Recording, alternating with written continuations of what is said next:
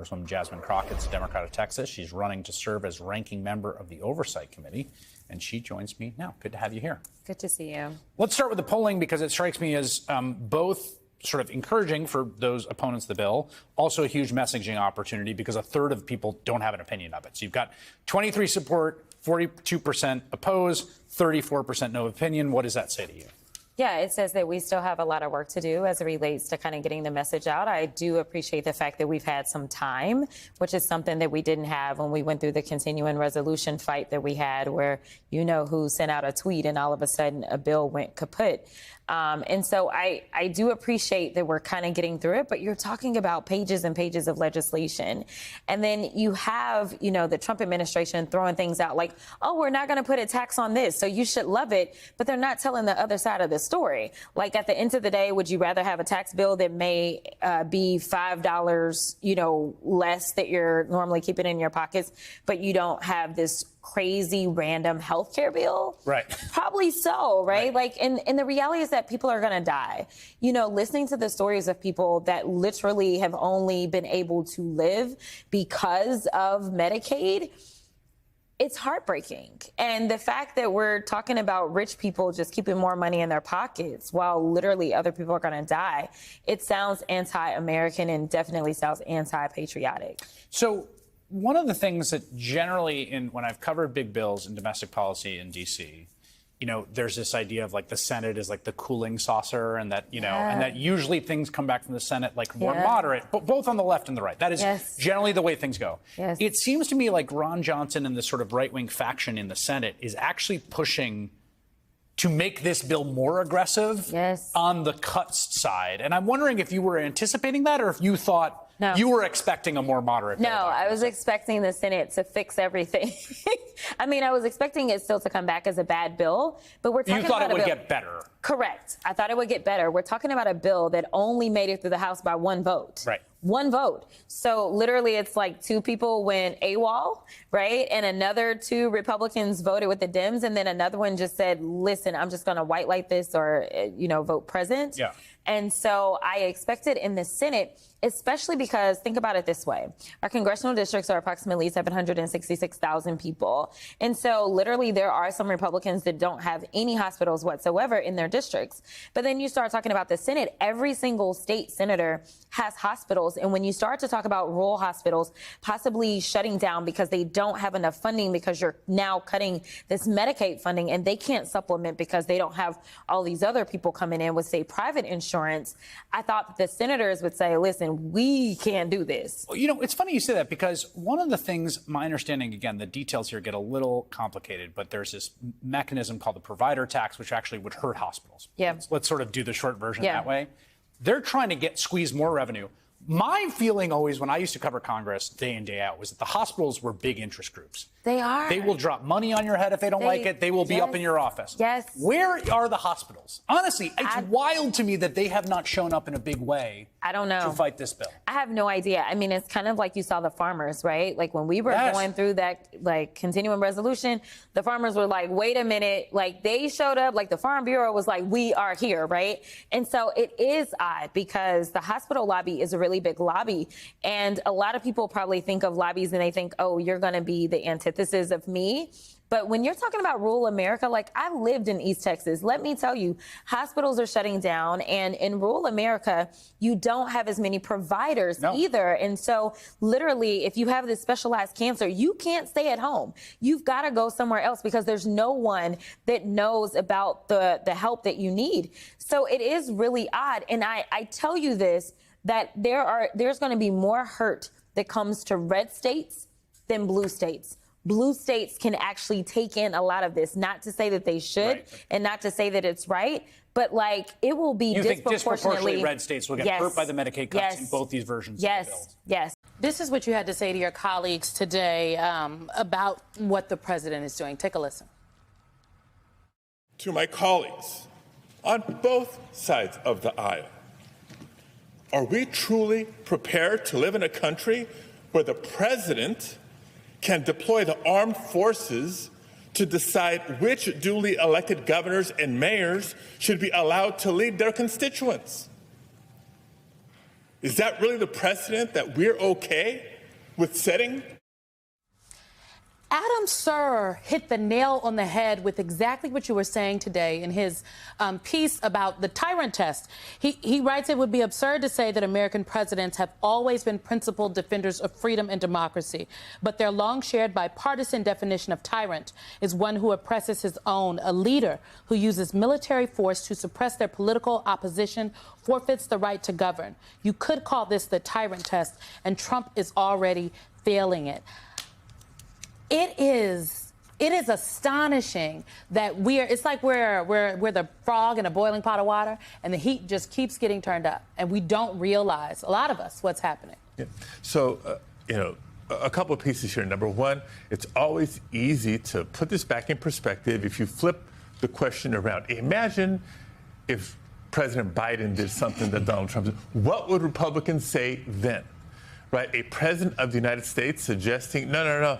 That governor, that mayor, no doubt we have to liberate that city. I mean, that's exactly the rhetoric that compelled me to speak at the press conference last week, not just as a senator, but as an American, number one. Number two, when they suggested that the mission of the military was to go in and do the liberty, that is not what Marines are trained to do.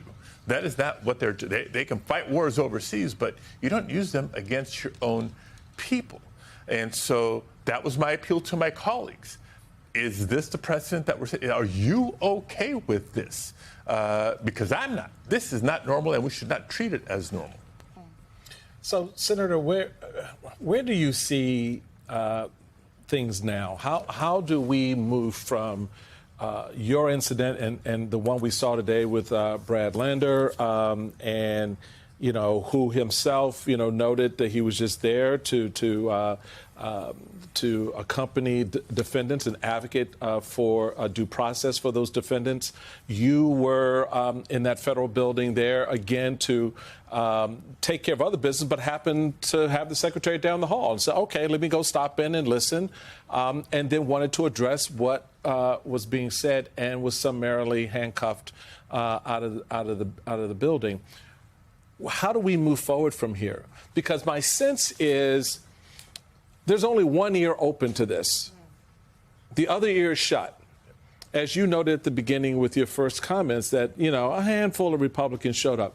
But to be clear, whether it is the assassination of state officials in Missouri or Minnesota, or the arrest of a United States senator, there is no compelling argument from the other side to say this is not who we are. This should not stand.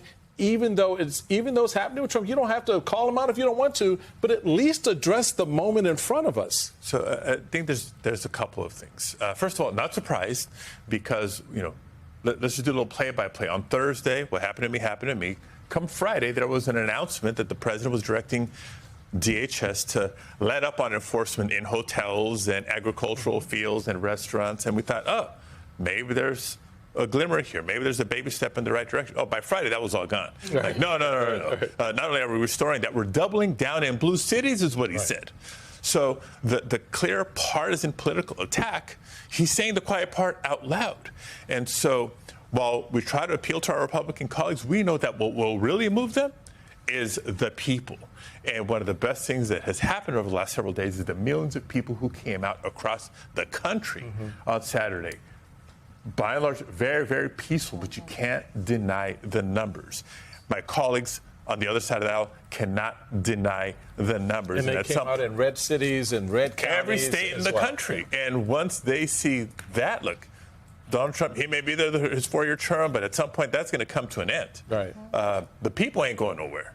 Right. And so my big message is for the general public, please stay engaged. Donald Trump would like nothing more than for us to be fearful and stay quiet, for us to cower and stay home. No, we have to continue to defend our First Amendment rights by exercising our First Amendment rights. Be peaceful, but stay loud.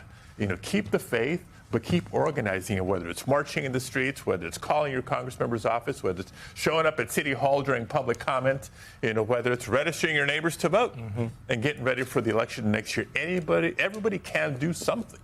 And that sentiment was echoed today by New York City Comptroller and mayoral candidate Brad Landry. I want you to take a listen, Senator, to what he had to say.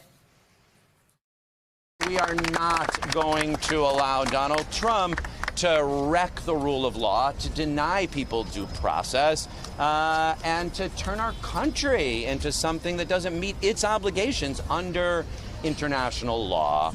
And so I just engaged in that tradition of accompaniment, of trying to bear witness, of trying to walk peacefully with someone, of trying to make sure that the rules are followed. Echoes of what you said there, right? Which is, this isn't just about you. It's not just about immigration. It is about the very foundations of our democracy. And I wonder what it is going to take for that message to permeate, especially because, as you know better than anyone, Senator, there is so much noise right now coming from this administration on immigration, the way they are defining what they mean by criminality when it comes to immigrants, the fact that they are going after people in their workplaces, whether that be fields or factories. It seemed for a moment as though we were seeing a 180 from this administration in terms of who they were prioritizing already. The most nativist elements of this administration have them back on track, going after the people who harvest the things that we enjoy on our dinner table every night. They themselves, Senator, they don't know where they are on this issue. Where then is there an opportunity for Democrats to really lead the way? This is a rude late night awakening for Trump. You know, you see him tweet 3, 4 in the morning all the time. And it's because of stuff like this. It's because of Democrats exposing him. He thought he could sneak in the Medicaid cuts, the Medicare cuts, these sorts of things under the cover of night because you would be distracted by all sorts of stuff. And again, there's a lot going on. I obviously, there's a lot to focus on, and it can be difficult. But he thought he could get away with it. The man who did run very differently than other Republicans. Again, most Republicans in the last 10, 15 years have been very explicit. I want to cut social programs. The poor are too well off. I want those peasants to suffer and die in the street type Republican, right? Trump understood, because Trump he's a dum-dum, but in some ways he's less dumb than other Republicans. He understood that, like, the MAGA base includes a lot of lower income people, right? Most lower income people, at least a lot of them still support Democrats, but the Republicans have a lot of lower income voters accessible to them.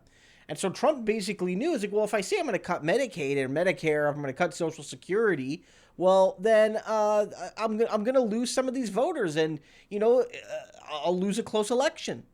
So he's like, I'm not going to do it. I'm different than DeSantis. I'm different than Haley. I'm different than Pence. They want to cut those programs.